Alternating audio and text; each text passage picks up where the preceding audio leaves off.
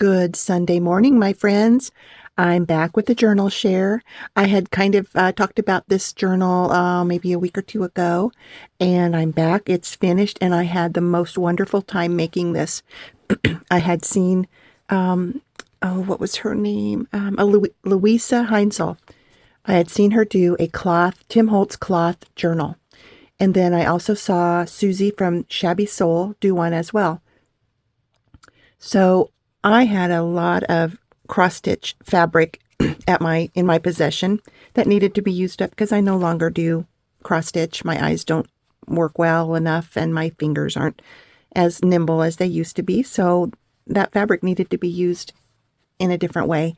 And I kind of thought that the fabric that the Tim Holtz fabric journal is made from resembles maybe a tight cross-stitch fabric. I think it's actually a canvas, maybe a lightweight canvas fabric. But I thought, if a little gal from the early 1900s was putting together a journal, she might use some of her mom's cross-stitch fabric that was offcuts and things. So that's where I'm going with this.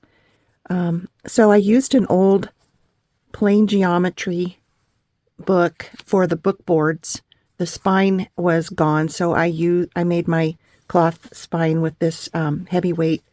I think this is like an upholstery kind of fabric, or maybe like for pillow making. Actually, I think it was an old bedspread, is what it was, and it's nice. It's just got a nice weight to it, and then I lined it with a canvas, so it's nice and sturdy as far as strength and keeping it together. But it's a soft spine. And the signatures, there's 2 signatures, and they're sewn through this cloth spine. And I used vintage buttons to decorate the spine.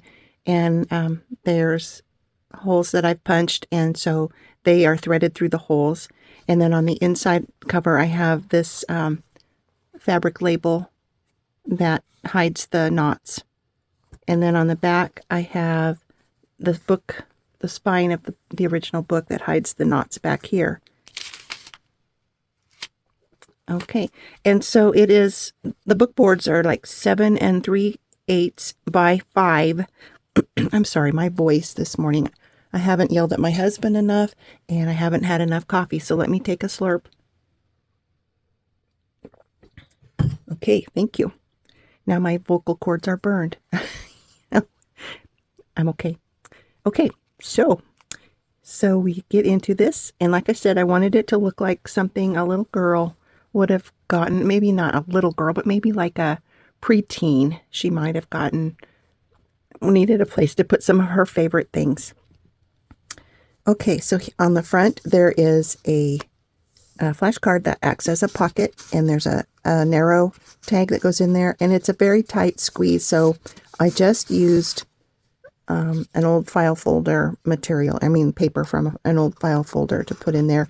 And so the new owner can either cover this with something lightweight in order to write on it, but this side is where you could write.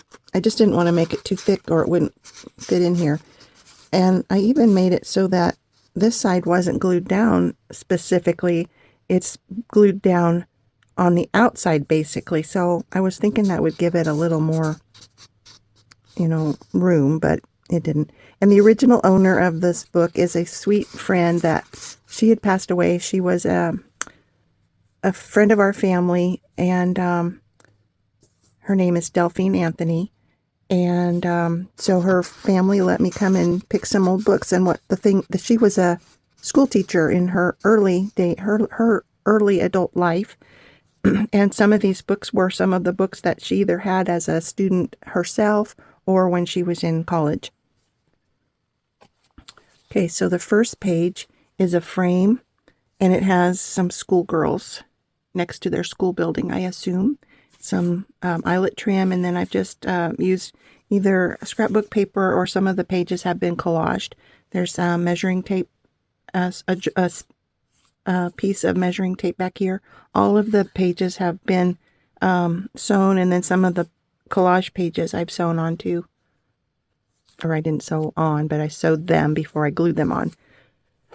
Okay, I'm going to go in a little closer. think. There. Okay. Now this is another picture, and it has some collage work in the back. This is collaged here. This is a pocket. It holds, isn't that car cool? And then a bird card.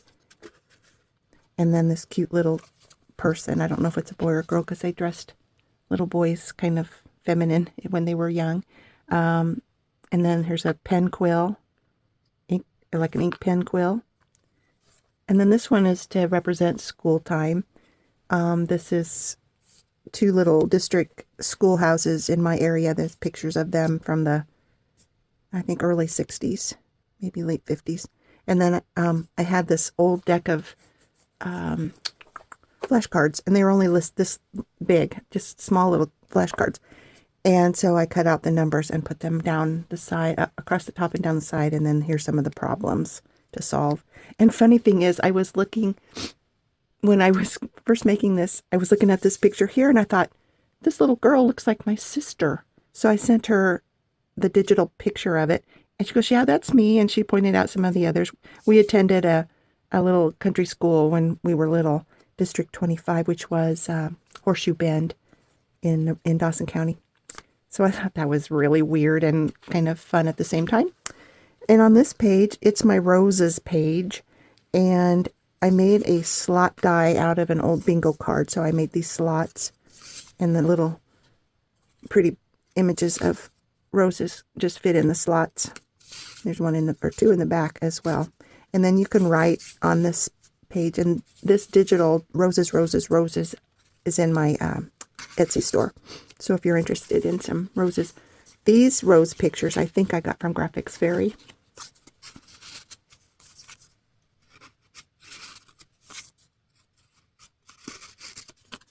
So I just thought that was a fun use of a bingo card. So that gives you an idea to maybe use some of your bingo cards as slot dies. And then this rose is a tuck up here. So it holds some original ephemera. And then this page here, you can write, it's a date page, a date card page, or a date book page. And this is turned up a little bit. And then here is another bingo card that's tucked in here. And it gives this page some good stiffness to write on.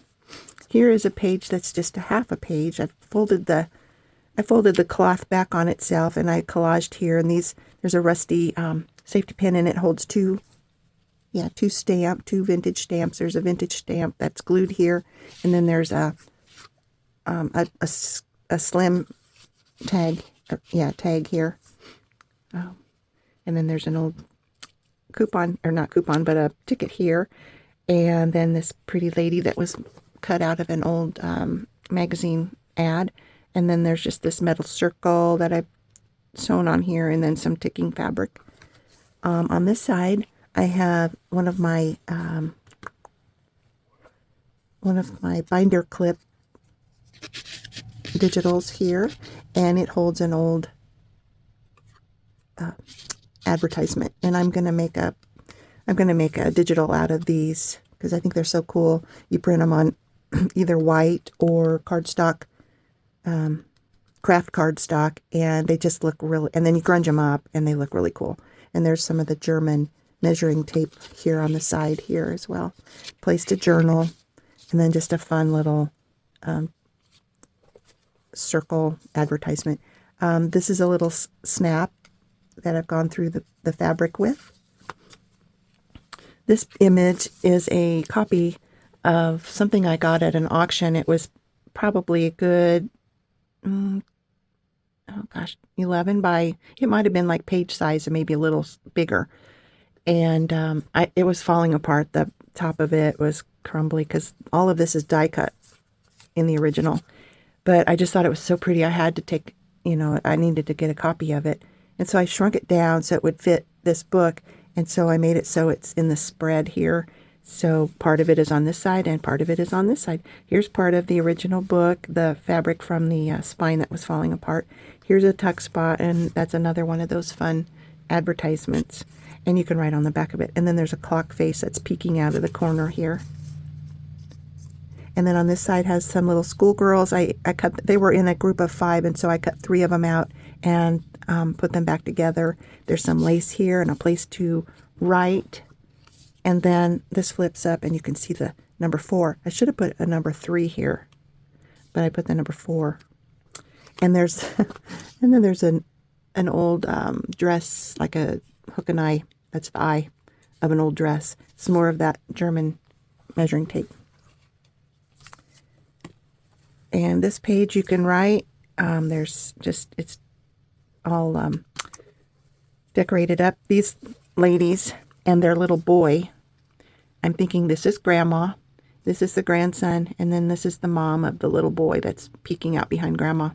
And I put them in with old vintage paper corners and just a little decoration there. This page is turned up because there was a fold in this ledger page, so I turned it up and glued it down. Here's a little peekaboo. This is a collaged page of music page and some kind of, I think it's math, some kind of math tables here. And this lady's peeking through, and there's a bird card and a small, it's shrunk down bird card. And then there's a bird up here, and it's like building her nest back here. And then this turns, and then you get to see the grandma and her little boy in this hole. And another bird card, lots of journaling space here. And there's that peekaboo lady and an advertisement card back behind her with places to journal on beautiful music paper. And you can still journal in the white space of that. And then on the back of this one, just an old alphabet card, the letter V with violin or violin, and some old Raleigh cigarette cards.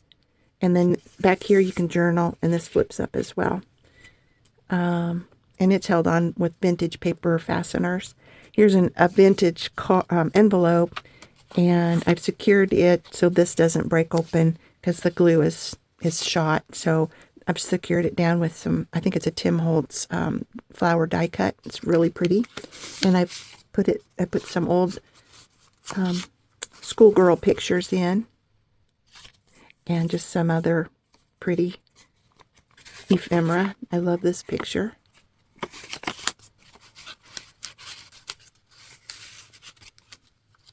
And then on the back, there's a pocket behind the envelope as well. And several of my little miniature Polaroids I've put in. And then I love this old Victorian house, and I use it from time to time. I used a collage paper that I've had this picture in as well. And this gives you a little place to write. Here's some authentic ephemera here. And this page is just a pretty page. It's the first page of the second signature. And while I'm thinking about it, the signatures, this one has 16 pages, and this one has 12 pages total. And all the pages are different sizes, as you can see. This is shorter than the rest, and they're all about the same width, but height-wise, they're all a little different. Here's a pretty picture that was a cabinet card, and there's a place to write, some more ephemera. This lifts up too to see this German writing on this book page. There's some more of those letters from the flashcards. This is a belly band made with some lace on top of heavy cardstock. There's a Tim Holtz butterfly, a vintage button, just some digitals from my computer, and just made a little collage, stapled them together and glued them down. And then a beautiful image. I found a new setting on one of my drawing programs that lets me do this grungy frame, and I'm just in love. Plus, on Luise Heinzl's video, she would take some Tim Holtz embossing liquid, or embossing ink, I guess it's called, and then she put some, I can't remember what some kind of crystal flakes, and then you heat set it, and it just, I love the feel and look of it. I did it on this one as well. And there's a place to write on the back as well. There's a little bit of ticking fabric here. There's the top of that bingo card, and I decorated it with this pretty bird. And there are two playing cards. This page I just left as it is. You can write in the white or the blank spaces and just enjoy the prettiness of it. Then this is a spread of a lady and her boyfriend, or husband and wife. Maybe it's the mom and dad of the little girl who made this book. So on this side, I thought, since it's the man, I found an old tie and used that as the flip.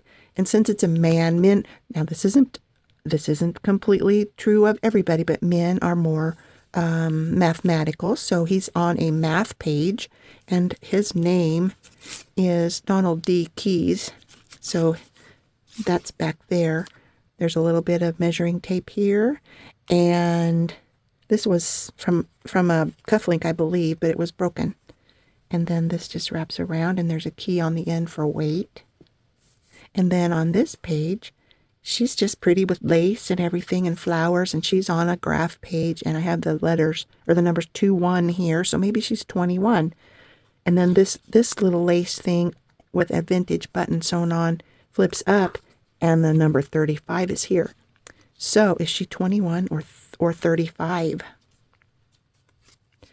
And this is the middle of the middle of the second signature, and it has pockets. And this, I've been wanting to use this piece of crocheted lace forever. It was actually a little bigger, and so this is all sewn out or cut out. So once I cut it, I zigzagged it so it wouldn't come apart on both sides. And it is a little bit ravelly, but it'll stop raveling once it gets to the zigzag. But anyway, it acts as a pocket. Cute little picture here with a snap through there. And there's some flower and, seed packet, seed catalog fronts. My goodness. If you're still with me, I'm sorry. I sometimes have trouble with words, and I appreciate your patience. And then there's just this advertisement that I glued back behind here. There's a key here. There's 2 bulb pins that I was going to put some beads on, so hopefully I'll remember to do that. And then on this side is a pocket, and it has schoolgirl pictures, and then this picture that I use now and then. I love this picture. It was a vintage picture that I got at an antique store, and I just love it. And then that bird card and a label there. There's a little piece of, looks like some kind of weed head, and a place to journal. Tim Holtz butterfly and one of my circle numbers. Here's a place to journal here, and a pretty rose. This is a Tim Holtz rose, and there's 2 pieces of vintage ledger paper here, and there's a pocket here, and eyelet trim down the side. And there's a pretty little girl here, cabinet card, eyelet trim for a pull. And here's another one of those pictures, and another effect that I got on one of my drawing programs. This, I don't know if you can see, it's kind of a crackly look that's been printed on top of this cabinet card. And I also used the same Tim Holtz embossing technique there. And then this is a page out of one of my digitals. And here's another place to journal, a dragonfly with some threads from the pages that came when I frilled it all out. I had a lot of these threads. Here's a little tuck spot here for an old magazine ad, and a metal wrench here. And this is a tuck spot, and it holds a tag that has a ball chain and some wool thread. Here's an old hair clip here that's just hanging there. And these 2 gentlemen are having a discussion, probably solving the world's problems. And one of those little page darts that I found out from my friend Sharon, where to get those. And, excuse me. And another place to journal. And the back page, like I said, holds the spine of the book, the original spine of the book. Here's a tuck spot here that has some original ephemera. And then these little pockets hold some original vintage slides. It's kind of fun. You don't see them a whole lot. And here's another one. And then as I was getting ready to put this video together, I remembered I hadn't put anything in these pockets. There's a pocket here, so, and a pocket here. So I'm leaving this here at the top to remind me, and hopefully I'll remember to do those beads as well. So that is my little cloth book that I am in love with, and she's going to be hard to part with, but I know whoever gets her will be in love with her as well. So I'm going to sign off now. I'm going to go have some coffee and yell at my husband. So you have a great day, won't you? Bye.